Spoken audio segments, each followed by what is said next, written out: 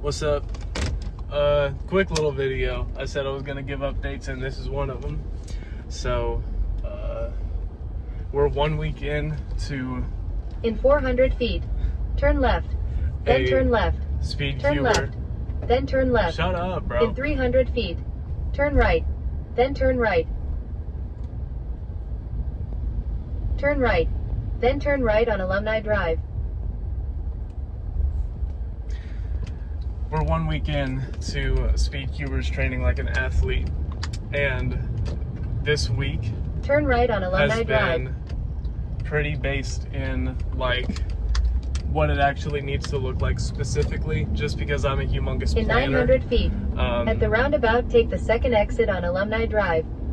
And I have a bunch of stuff that's going on, so planning is, necessary. But the update for this week is At the roundabout, take the second exit on Alumni Drive. I found a good way to balance college and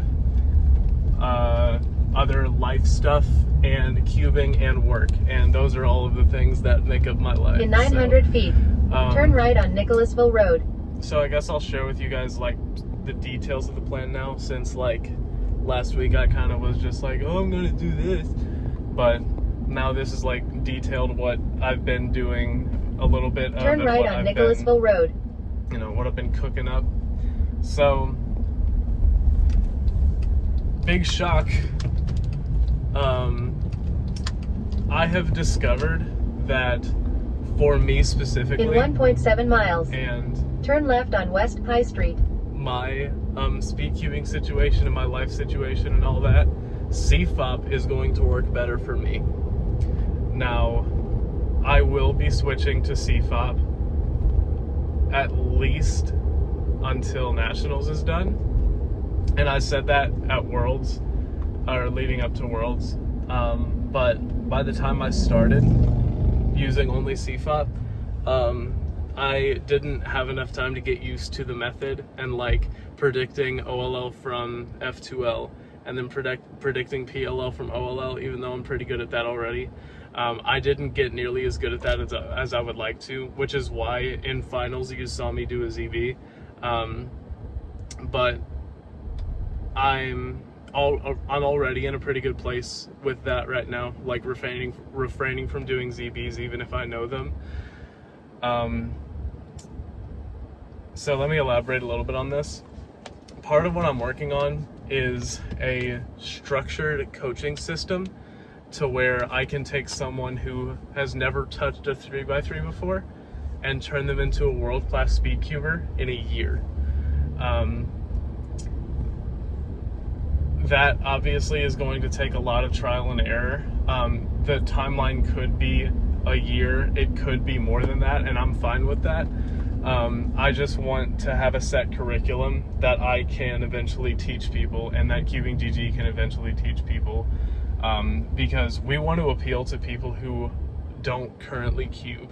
We want to appeal to like cubers, obviously, but there's a whole secondary market of 8 billion other people in the world who have tried to solve Rubik's Cube and failed. So I made a Facebook post basically saying like, hey, everyone has wanted to solve a Rubik's Cube at some point. So if you would like to, I'm now providing in-person lessons. So a lot of those offerings are going to be based on your skill level.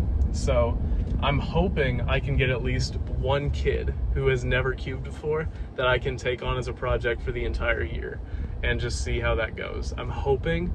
I haven't found one yet, but I mean, hopefully we'll find one pretty soon. So that's what's going on work-wise that I've been focused on this week. Oh yeah, something else that happened this week. I got engaged, and yeah, the wedding is going to be in the near future, not so near future. We're just wanting to, what is happening? Sorry, driving on campus is a disaster. But we're wanting to make sure that our feet are pretty well grounded in whatever it is that we want to actually do with our lives before we put ourselves in like a legal obligation to be responsible for each other's finances, for each other, like all that kind of stuff. So we're engaged now, and we will be for, I'm thinking about 2 years, maybe a little bit less or more than that, but that's the timeline we're working with right now. Just because that way, if we get married and one of us like has a crisis, like we don't know what we want to do with our lives and we don't like the job that we're currently working or something, don't like the path that we're currently on or something, and then there's a marriage that you have to deal with on top of all of that. Not deal with, marriage is awesome. I don't know, I hope it is, but there like just a lot of stress factors going on. So we just want to be a little more well-grounded in what we want to do for the rest of our lives before we actually get legally married. But yeah, we got engaged and it was perfect. Her family did a great job with it.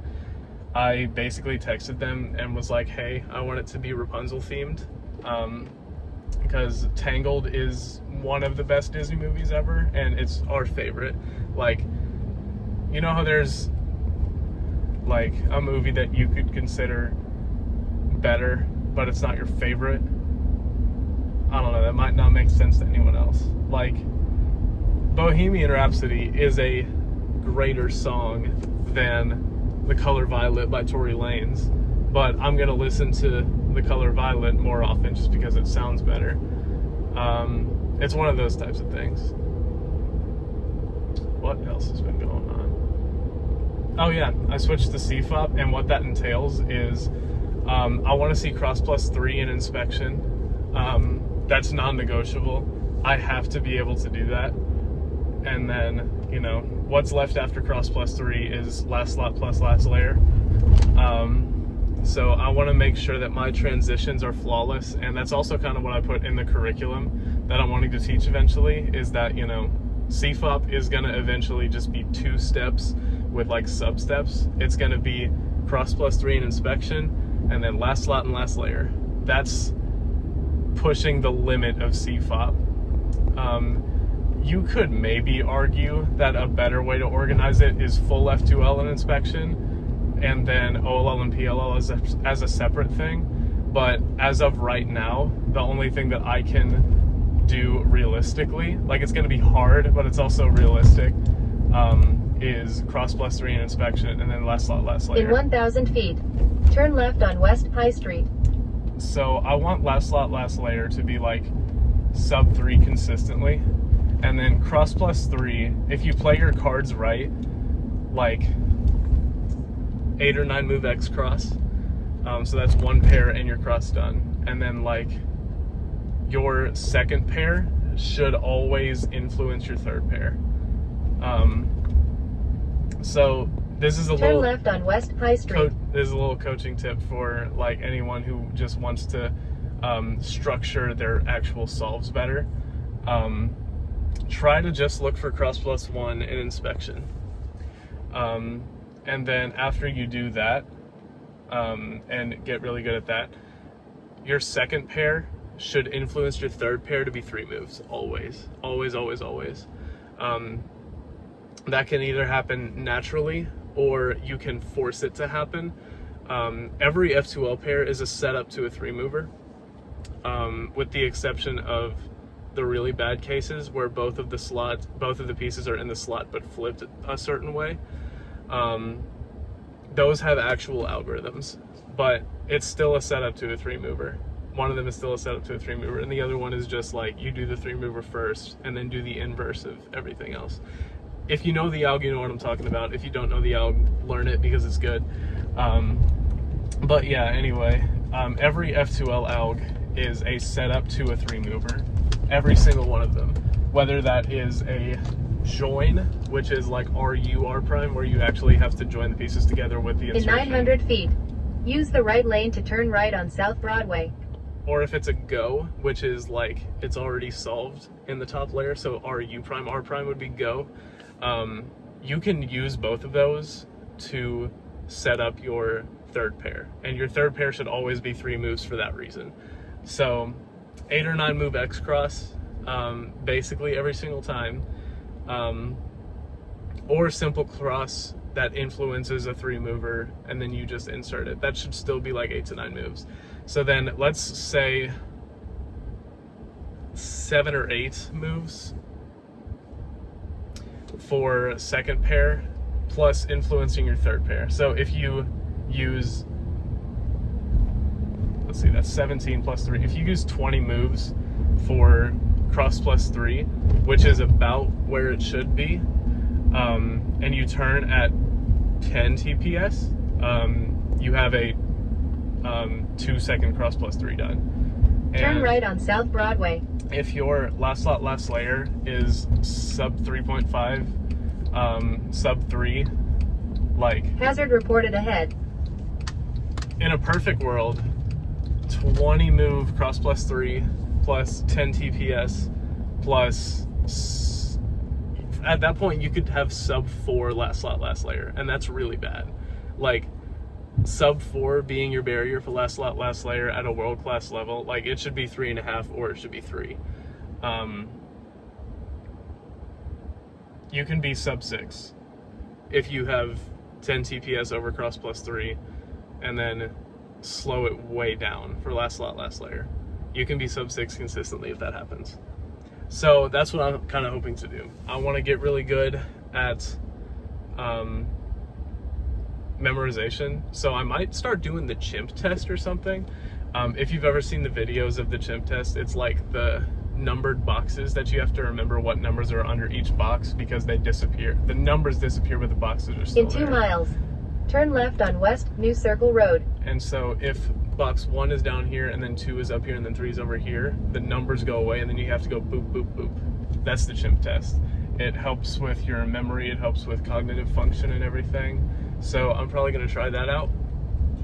I saw Hikaru doing it, and Hikaru Nakamura is a professional chess player.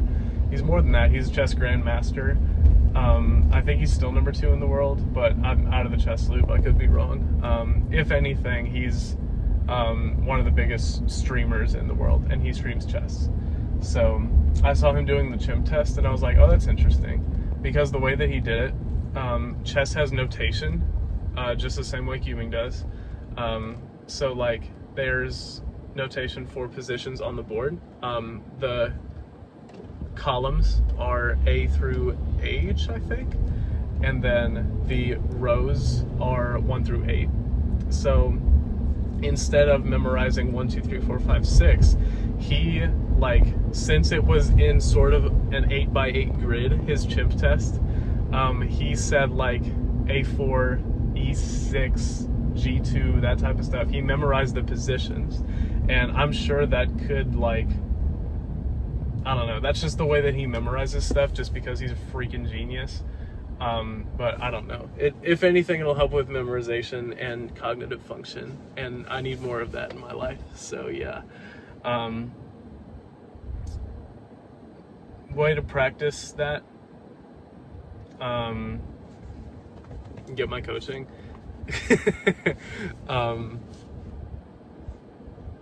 Oh yeah, coaching has changed a little bit too. That'll be the last thing that I touch on before I peace out.